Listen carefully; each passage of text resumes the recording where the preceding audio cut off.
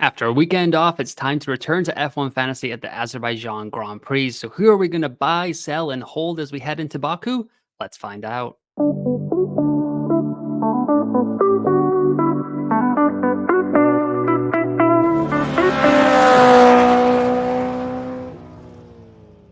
What is up, everyone? Welcome to another episode of F1 Fantasy Pole Position. It is Monday, September 9th. My name is Ewan. On today's episode, we're going to get into some green flag, yellow flag, red flag, which is my version of buy, sell, hold in F1 Fantasy. Happy race week for the Azerbaijan Grand Prix. Did you miss F1 Fantasy? Because we got a double header coming up here, Azerbaijan and Singapore back to back. So there's going to be a ton of content coming out of this YouTube channel. So like and subscribe to the YouTube channel and the podcast wherever you are watching. Any support is appreciated. You can hit me up on X at F1UNFPL for any of your F1 fantasy questions or concerns as we are counting down the days to the beginning of the Azerbaijan Grand Prix. Quick update here for the green flag, yellow flag, red flag report card from Italy. The 5 drivers I nominated there were, well, it's actually 6 drivers: Norris, Leclerc, Magnussen, Gasly, and then Bottas and Zhou Guanyu. For Norris, I gave him a green flag. He scored 36 points, went up 0.1 million. For this one, I'm giving myself an A, which maybe that's a little bit generous. Maybe it should be a B, but 36 points, still good, went up in price, had the pole. Papaya rules, I don't know. Maybe I should have given him a papaya flag for this one. Just very confusing from McLaren, but I think if Oscar Piastri doesn't pass Lando at that second chicane on the first lap, is Lando just walking away with like a 56-point race win there and we're just all like jumping for joy? I don't know, but I'm giving myself an A there. For Charles Leclerc, I gave him a yellow flag. 46 points, went up 1.0 million. Giving myself a B there. Maybe that's generous as well. I did say if you can afford it, I said it wasn't a priority transfer. It worked out. A bold one-stop maneuver by Ferrari. Their tires were able to hang on to the end. Leclerc did a way better job than Carlos Sainz of managing those tires, as Sainz just kind of fell off right at the end of the race, allowed both McLarens to get past him there. But yeah, B grade for that. 46 points, went up 1.0 million. Still in the B tier asset, barely. But yeah, that was rather a great weekend for Ferrari and Charles Leclerc. Kevin Magnussen, I gave him the green flag. Went up in price again for the 6th consecutive race, 0.5 million, 9 race points. Going to give myself an A there. Not going to count the mitigating circumstances with his race ban that is coming up at the Azerbaijan Grand Prix. It's just a that week thing. It's not a future kind of trend chart or whatever. Pierre Gasly, I gave him the green flag. 1 point, went down 0.1 million. Have to give myself an F there. Total fail. Did not work out very well there. And then Valtteri Bottas and Zhou Guanyu, I gave them the red flag. They scored 6 and 4 points respectively, and they both went down 0.1 million. So for that, I give myself a C because I kind of was expecting them to do even worse than that. Possibly just like not score any points at all. Only going down 0.1 million is not bad either. Couldn't get all the way to that 0.5 increase that they and their managers would desperately need there. So a C grade. But let me know in the comments below. Am I too generous? Am I too harsh? Let me know what you think based on the grades from the Italian Grand Prix, how I did for green flag, yellow flag, red flag last week. First up here in the Azerbaijan Grand Prix on green flag, yellow flag, red flag is Sergio Perez, 23.5 million. Over the last 3 races, Checo has scored 16 points per race. He's been worth 0.7 points per million, and he's only gone up 0.5 in price. Over the first 6 races of the year, he was scoring 31.2 points per race. And over the last 10, it has dropped to a very low 8.5 points per race. It's been well documented, his struggles at the Red Bull. He's now saying that the struggles that he's had for the last 10 races are now what Max is going through, which is really interesting because hopefully Max Verstappen does not start scoring 8.5 points per race. So he will probably be the worst asset in the game because he is the most expensive asset in the game right now, and scoring 8.5 points per race would not be very good at all.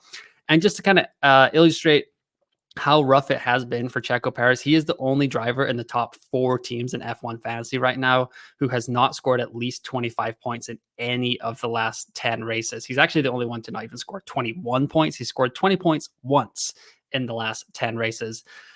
Yeah, him and Carlos Sainz are the only ones to actually not score 30 points over the last 10 races either. So I don't think a lot of the engaged F1 fantasy managers have Checo Perez and their team anymore. But if you're just getting into it or just getting back into it after a little bit of time off, Checo Perez, you got to give him the red flag. You got to get him out of your team. He is not worth it. There's George Russell, there's Carlos Sainz, there's Oscar Piastri. You can get to these other assets that are going to be way better than Checo Perez for your F1 fantasy team.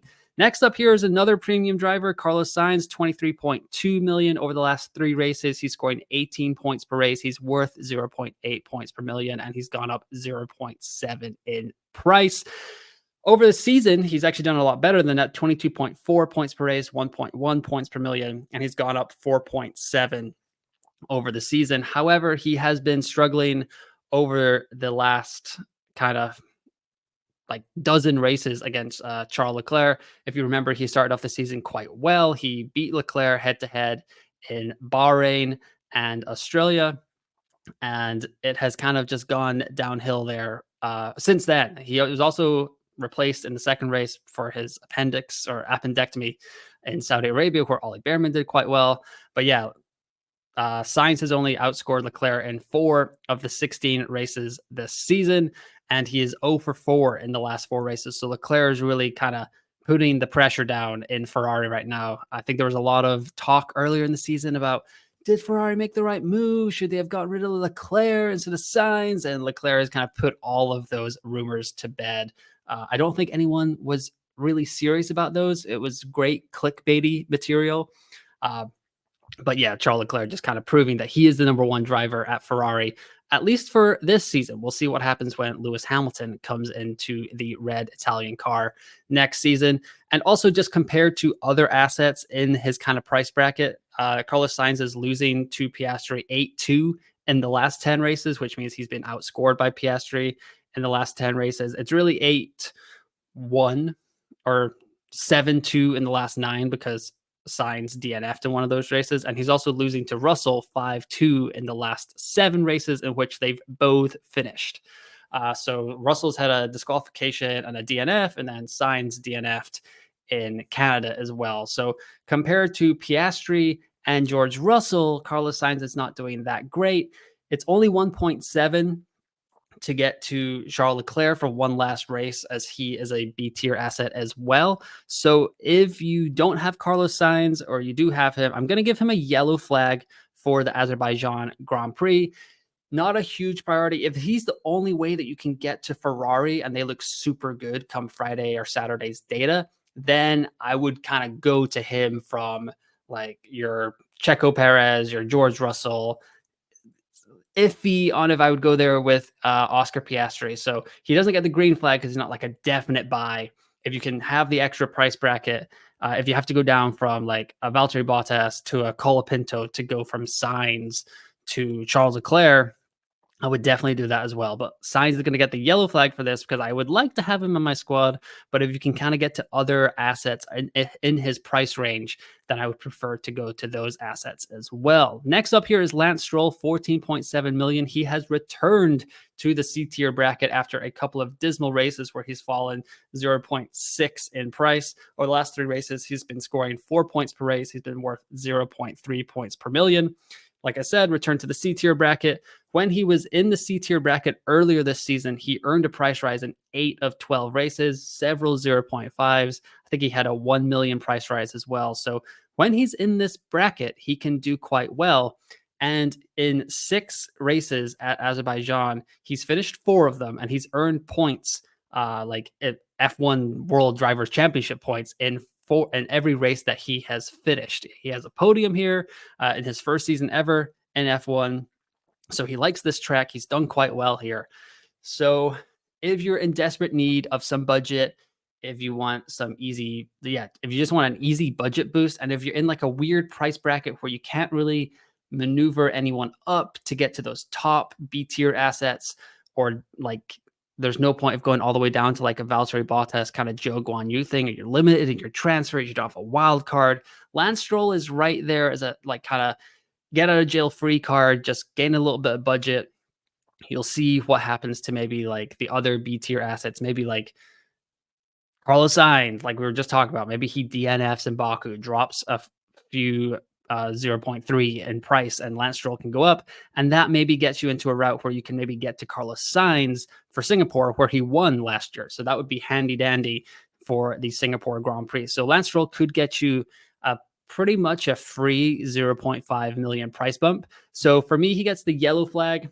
Don't want to do the green flag all the way because it really is just for budget. It's not for points. Aston Martin looking a little lost as we head into the final third of the season. They have had okay results here in the past with the car in Baku, but Lance isn't driving all that well. As you can see, 4.0 points per race over the last 3 races. And yeah, this would solely be a budget play. So if you need budget, if you need like a free little kind of boost in your budget, I would definitely go for Lance Stroll. If you can get there, and if there's no better like kind of point scoring moves for you to get to, however, he's not a huge priority for those who have a bigger budget, especially if you're like in the 125, 26, 27, 130 million range. You really don't need to go to Lance Stroll to get that free 0.5 million. Next up here is Kevin Magnussen. He is pretty much a regular in green flag, yellow flag, red flag at this point because he keeps going up in price. 0.5 million. He went up last race. It was the 6th consecutive 0.5 price rise that he's had. Over the last 3 races, he's been scoring 7.3 points per race, 0.6 points per million, and he's gone up 1.5 million. Points per million is actually down on his season average just because he keeps going up in price, but the C tier assets don't really go up in scoring points. He just gets there every week right above the threshold. However, he has a race ban for the Azerbaijan Grand Prix. He's likely to be replaced by Ollie Behrman. As of this recording, Ollie Behrman hasn't been reactivated into the game. So we will see how that goes. If he comes in at 15 million, where he was priced after the Saudi Arabia Grand Prix, where he was in a Ferrari, I'm not so sure, but maybe if he comes in at like 11 million, that would be pretty handy for the F1 fantasy community. And I would probably like to get him in. But like I said, as of this recording, Ollie Behrman has not been added to the game. However, with Kevin Magnussen costing 12.8 million, it's a little bit different than this Logan Sargent situation that we've got going on. 4.8 million for Logan Sargent as an inactive asset is fine. That's like doesn't cost like any like viable or huge percent of your budget at all. However, 12.8 million is quite a lot to spend on someone that is not going to score you points or gain you budget at all. So for that reason, I'm actually going to give Kevin Magnussen the red flag. Hurts me to say that. I would love to include him in my squad still, but he's not going to gain us any budget. He's not going to get us any points, and he just costs so much money. So I think for this race, I would take him out. It's not super fun to kind of play the hokey cokey where you can get him back in, but as long as you're not like capped out at 0.0 and you've got like 4 of the C tier assets in your squad, I don't mind kind of getting Kevin Magnussen out, trying to find a better option who's going to score points, maybe like a Lance Stroll that we are just talking about, who's done quite well at Azerbaijan and is likely to get a 0.5 price increase. And then for Singapore, kind of just get Stroll out, bring Magnussen back in. So if you can do that kind of simple transfer, you need about 2 million in budget. I really don't mind selling Kevin Magnussen. I think I got to give him the red flag. I know the Logan Sargent situation is like, oh, well, that's like 0 points, and that's really good for like a basement level asset. But this is 12.8 million we're talking about. So I think you do have to get Kevin Magnussen out of your squad. Last driver here for the Azerbaijan Grand Prix version of green flag, yellow flag, red flag is Yuki Tsunoda, 10.5 million. Points per race over the last 3 is negative 4.7. Points per million is negative 0.4, and he's only gone up 0.1 million over the last 3 races. Been a tough couple of weeks for Tsunoda here. However, he has scored points at the last 3 street circuits we've raced at this season. Australia, he was 7th. Miami, he was 7th. And Monaco, he was 8th. I'm pretty sure he DNF'd in Canada, so that's kind of a mixed circuit, kind of similar to Australia. But for the street circuit so far, Yuki Tsunoda has done quite well here. Alpha Tauri / Visa Cash App RB have done okay here in the past as well, historically. And in Yuki's previous 3 Azerbaijan Grand Prix, he's finished 7th, 13th, and 10th. So Yuki also likes this track as well. I've been pretty negative on this show. I think I've given out a red flag, a yellow flag, and a red flag. So for that reason, I'm going to end on a high note here with Yuki Tsunoda getting the green flag for the Azerbaijan Grand Prix. This one is probably pretty divisive because he really hasn't been that hot. RB has kind of just been floundering a little bit. However, if you have a Kevin Magnussen, I really don't mind kind of just dropping down 2 million in price to this kind of area, like Tsunoda, Ricardo, Pierre Gasly, Nico Hulkenberg, that kind of stuff. Maybe Ollie Behrman comes in around this price as well. But Yuki has some pretty good form on street circuits. He's done quite well here in the past in Azerbaijan as well. It's a good price point. Don't have to drop all the way down to like an Alexander Albon. Save yourself 4 million, 2 million should be enough to maybe upgrade you from like what we were talking about earlier, Carlos Sainz to a Charles Leclerc. So if you have Kevin Magnussen and Carlos Sainz in your squad, drop down from Yuki Tsunoda or from Magnussen to Tsunoda and upgrade from Sainz to Charles Leclerc. You should get points. Points are good, and you should get budget. Budget is also good in F1 fantasy. So that is what I would be thinking ahead of the Azerbaijan Grand Prix. But those are my 5 drivers there for the race in Baku this weekend on green flag, yellow flag, red flag. Let me know in the comments below what I got right, what I got wrong. Was that a ridiculous green flag for Yuki Tsunoda? Starting to think of that myself, possibly. But yeah, any comments, likes, subscriptions to the YouTube channel are always appreciated. I will respond to all the comments.